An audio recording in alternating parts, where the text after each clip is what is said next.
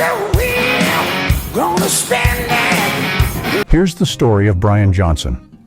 Folks, a man whose gritty, steel-edged voice isn't the strangest thing about him. It's not even his $80 million fortune, his oceanfront mansion, or his $1 million classic car collection, the real mystery, despite all that. He lives like he's guarding something precious, scared he might lose it one day. He's got everything life could offer: wealth, fame, admiration, yet he hides behind white stone walls, keeps his vintage cars locked in the garage, never letting them roll out. Is there a secret behind that silence, or just a fear he's buried his whole life? Rumors swirl from whispers that his replacing Bon Scott was orchestrated, to Axl Rose stepping in for him. People say there's always been something Brian's never fully shared. Stick around, because the true story of Brian Johnson might still be waiting to be told. You look at Brian Johnson now, and you see the Florida beachfront mansion, the $1 million classic car garage. Everyone thinks he was born with a silver spoon. But for Brian, that wealth sometimes just reminds him of the fear of losing it all. There were nights he curled up on a cold floor, barefoot, listening to the wind howl through cracked walls, praying he'd wake up the next morning. How did a dirt-poor kid become a voice the whole world knows, and what's he still hiding?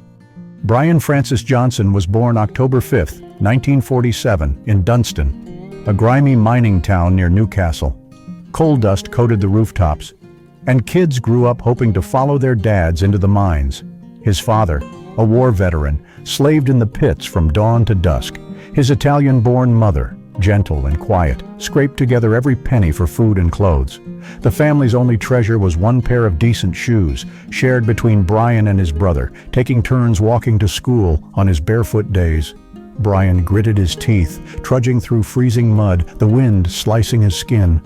But the cold outside was nothing compared to the ache inside. At school, Brian's soaring voice, once a source of pride for his mother in church, made him a laughingstock.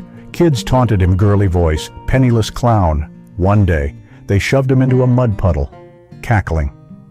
That night, Brian huddled in bed, staring at the cracked ceiling. It wasn't just humiliation. For the first time, a voice whispered inside him, "Either you escape this life, or it'll swallow you whole." Then came a night that changed everything. Barely 10, stomach growling, Brian wandered the dark streets. The wind howled. A dim glow spilled from a small pub's door, and through the crack, he heard music guitars, drums, a voice brimming with fire. He froze. In that moment, music wasn't just some distant church hymn, it was a way out. But a sharp question stabbed him. How do you break into that world when you've got nothing? That night, Brian stood in the cold, the music washing over him, his fists clenched.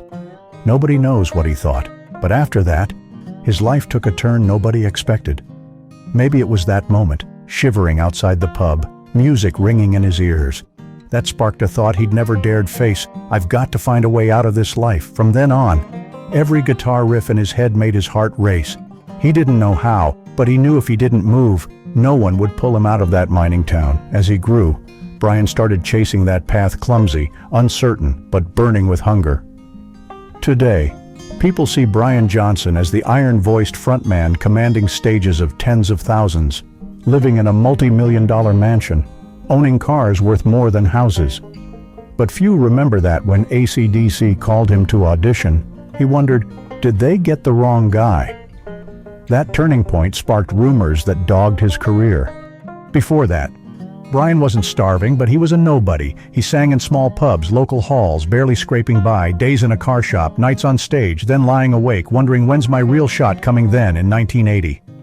Bon Scott's sudden death shook the rock world, and ACDC's search for a new singer set tongues wagging, among hundreds of bigger names. Why Brian? The gossip started there.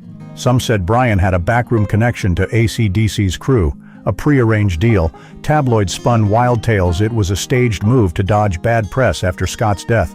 A few conspiracy nuts even claimed Brian was just a stand-in, part of a plan to protect ACDC's image. Die-hard Bon Scott fans grumbled, "Does this guy have the guts to fill a legend's shoes?" Brian himself walked into that audition carrying a fear bigger than any rumor. He was terrified he wasn't enough, scared his pub singer voice would tarnish the band he idolized. But then, with Angus Young's guitar screaming, the drums pounding, he sang for the first time in his life, unafraid of judgment. Back in Black was born, a smashing success. It launched Brian to stardom, but strangely, that triumph only fueled the rumors. Some said he was riding Bon Scott's coattails. Others whispered, "There's got to be some hidden deal. How does a nobody become a legend overnight?" Even now, after blazing stages and roaring applause, people still ask what really happened behind the scenes at that audition that changed Brian Johnson's life. They say Brian Johnson's beachfront mansion isn't just a home, it's a vault for things nobody's meant to know. A locked garage, doors always shut, and a fortune in the millions. Is it his reward for success, or a wall to hide a lingering fear even now? No one's sure behind those white stone gates. What's he keeping to himself? A collection, or a past he won't let anyone touch. Those secrets, we're about to crack them open. After that audition, after his voice melded with Angus Young's guitar in a smoky room, everything changed for Brian Johnson. From a pub singer, he became the voice of sold-out world tours, fiery stages. Over $90 million rolled in from records, tours, massive deals. His net worth now around $80 million. But here's the odd part. The kid who once dreamed of a single pair of shoes now lives like a recluse amid all he owns. Brian doesn't chase glitzy cities or bright lights. He's tucked away in Sarasota, a quiet Florida coastal spot. His $10 million mansion, sprawling 8,000 square feet with an infinity pool facing the ocean, is his retreat after wild concert nights. But from the outside, it's more fortress than home grand, but cold, silent as Brian himself post-show. His garage, home to 8 classic cars worth millions, a Bentley Thunderguts, Rolls-Royce Phantom, Lola T70 vintage Mini Cooper, stays locked tight. To outsiders, they're trophies of success. To Brian, maybe they're reminders of a time he'd rather forget. Someone once asked, "Why don't you drive them?" He just smiled and changed the subject. That quiet, those rarely opened garage doors, that hushed seaside mansion. It's why people wonder, is he hiding something behind that fortune, a secret, a fear, or just memories he won't revisit? The Sarasota mansion is no ordinary house. It's a lavish fortress on Florida's coast. Over 8,000 square feet, gleaming white stone walls, tall columns touching a red-tiled roof, a domed glass ceiling reflecting sunlight like gold. The front faces a manicured lawn, every blade perfect. The back opens to endless blue sea. The infinity pool, tiled in Italian blue stone, stretches toward the horizon, so stunning, magazines call it a dream oasis. But the strangest thing, hardly anyone's seen its owner by that pool. Inside, it's next-level luxury. Ceilings soar like a castle's. French crystal chandeliers gleam day long. Marble floors, each slab a natural work of art, were custom-made. The living room's big enough for a small concert, with a solid stone fireplace and hand-stitched alligator leather sofas. Walls display original paintings, ancient statues, rare rock memorabilia only collectors would recognize. Yet the lights stay dim. Curtains drawn. It's less a home, more a silent museum. The garage, it's both awe-inspiring and eerie. Heavy iron doors, matte black, locked with 4 bolts, never rusted. Inside, 8 rare classics, a Bentley Thunderguts, Rolls-Royce Phantom, Lola T70, and early Mini Cooper. Each a masterpiece, but no one's seen them hit the road. The garage lights stay off. A repairman once invited in stood at the threshold and later said, "It's like looking at something too perfect to touch." Those cars are beautiful, but they feel cold. Beyond Sarasota, Brian keeps an old house in England, a piece of his past he can't let go, hidden behind ancient oaks. Its red brick walls are draped in green moss, the black tiled roof faded by time. The iron gate, over 6 feet tall, is carved with old patterns, locked year-round like a castle's. At night, it creaks in the wind, eerie and haunting. The garden's like a small park, thick with grass. Ornate stone flower beds rarely tended. Stone paths to the front door are slick with moss, tangled with roots. The black oak door, thick and heavy, locks with an antique key. The leaded glass windows glow faintly yellow at night, like something from another world. Inside, it's pure Old England, low wooden ceilings, exposed black oak beams, dark paneled walls. The living room has worn leather furniture, a gray stone fireplace, and relics on the mantel: a dented harmonica, a chipped ashtray. The library, off limits to most, has floor-to-ceiling blackwood shelves, dusty with time, old books, yellowed pages, mixed with faded rock posters and family photos blurring into shadow. One corner holds a rusted string guitar, propped carefully, waiting for a final strum. If Brian's mansion and English home are fortresses of memory, his garage is a time vault locking away pieces of a life he doesn't want named. From outside, the matte black iron door, quadruple locked, mirrors the silence of the house. They say in Sarasota, everything he owns is breathtaking but sealed shut, like Brian himself after the stage lights fade. His car collection isn't just for show. To Brian, each car is a locked-up memory. That secrecy only fuels curiosity. Is there something behind those machines he's never wanted known? The Bentley Thunderguts is his pride, worth at least $1.2 million, with custom hand-stitched leather, a solid walnut steering wheel, stitching so perfect it's art. Chrome body gleams under dim garage lights, almost glowing. They say it's the car he dreamed of as a barefoot kid, but it's never left the garage. The Lola T70, Mark I, a gem for vintage race car buffs, is worth no less than $2.5 million. So rare most collectors only see it in photos. Low-slung, deep red, built like a warrior.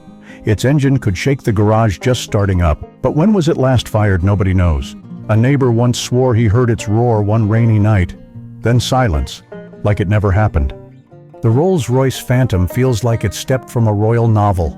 Over $500,000, silver-plated body, white leather interior, a fiber-optic starlit ceiling like a night sky. But Brian's Phantom sits still in a garage corner, under pale yellow light, grand but somber, a distant memory. Then there's the vintage Mini Cooper, the only car anyone's seen him drive around town, worth a modest $30,000. It's a humble speck in a garage of treasures. That garage, its heavy iron door, matte black. Quadruple locked, rarely opens. Its lights rarely flicker, leaving those four-wheeled treasures in shadow. Some say each car ties to a fear, a memory, a promise Brian won't let anyone touch. The question lingers, is he keeping them silent, not to protect them, but to avoid what they stir up?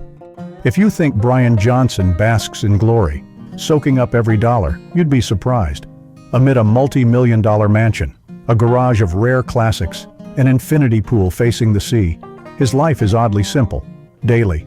He drives that old Mini Cooper around town, stops at a small seaside cafe, sits quietly watching the waves, no bodyguards, no entourage, no spotlight. In the mansion, some rooms stay sealed. The soundproof music room, once alive with strums, is silent. The library, packed with old books and rock posters, rarely sees light. The infinity pool shimmers under Florida sun, but Brian's seldom seen there. A neighbor says he lives in a treasure chest but acts like it's not his. No parties, no yachts, no private jets. He drives to the market, picks out simple groceries, brews tea, and watches the waves. Close friends say he could buy anything, but what he wants most is peace after the stage. That reserve only deepens the mystery behind the mansion's doors. The silent cars, the quiet walks around town. Is there something even those closest to Brian don't fully grasp? Amid the multi-million-dollar estate, the priceless car collection, Brian Johnson chooses a quiet family life. His wife, Brenda, rarely steps into the public eye with him. They're like two old friends, sharing a sprawling home filled with silences, no lavish parties, no noise, no show, just simple dinners by the sea, mornings with tea, like any small-town couple. But behind that quiet, Brian does things that spark curiosity. He once donated $335,000 to a child abuse charity. No press, no headlines, no awards. For years, he's given millions to South American reforestation, cancer research, heart disease studies. Asked why, he just smiles. Some things you do without needing anyone to know. They say Brian's rich enough to buy an island if he wanted, but what he clings to isn't wealth, it's privacy. Memories, values he reminds himself not to lose. That only fuels the question behind those locked gates, those quiet acts. Is Brian guarding a part of himself the spotlight never touched? You see Brian Johnson on stage, his gravelly voice blazing, million-dollar mansion, car collection like a vault. But behind it all, he's faced shadows not everyone knows. In 2016, at the peak of his career, Brian got devastating news: near total hearing loss. Not from music, but a racing accident, stealing his most precious tool. Doctors warned, keep performing, and you'll lose your hearing for good. So, with ACDC at the world's top, their lead singer went silent. For months, the Sarasota mansion's gates stayed shut, garage lights off, million-dollar cars gathered dust, mirroring the quiet grief inside. Rumors spread Brian didn't just lose his voice, he lost himself. Some claimed they saw his silhouette by a window, staring at the sea for hours, searching for answers. Then Axl Rose took his place on stage. Fans buzzed. Did Brian step back willingly? Or was there trouble in the band? Gossip flew a falling out, someone wanting him gone for a fresh face. Brian's silence only fanned the flames. One rock magazine blared, was Brian Johnson ever truly accepted in ACDC? Old conspiracies resurfaced. Was his replacing Bon Scott a backroom deal? Not talent his whole career, just a facade. Once again, his voice, his place in the band, faced scrutiny. What intrigued people more through it all? Brian didn't speak. No clarifications, no arguments, just silence behind his white stone gates, in a mansion facing the vast sea, night after night. Dim house lights glowed, his shadow faint behind curtains. They said, is he fighting himself, or hiding something nobody dares ask? Then he returned. Power Up in 2020 roared, Brian back under the lights. But the question lingers, what really happened in those silent months, and what did his comeback cost? Brian Johnson once said, my life's no fairy tale, but if someone finds a spark of hope in it, that's enough. That's his true legacy, not in the multi-million-dollar mansion, not in the million-dollar car vault, but in what he's quietly left behind. After all the storms, Brian still takes the stage, singing despite nearly losing everything. That comeback inspires millions. Failure isn't the end. Anyone can rise from darkness. Under the bright lights, he stays simple, giving millions to help abused kids. Reforest South America, fund cancer and heart research. No fanfare, no glory, just doing what he believes is right. Even in his memoir, The Lives of Brian, 2022, he didn't spill every secret. Some chapters stay his alone. Some truths behind those mansion gates. Those rainy nights when the garage light flickers then dies remain untold. Asked if he's content with his legacy, Brian just smiles. I don't think about legacy, I just live so I don't regret. Yet fans still wonder behind the final notes. Beyond those white stone gates, is there a story Brian Johnson's never shared?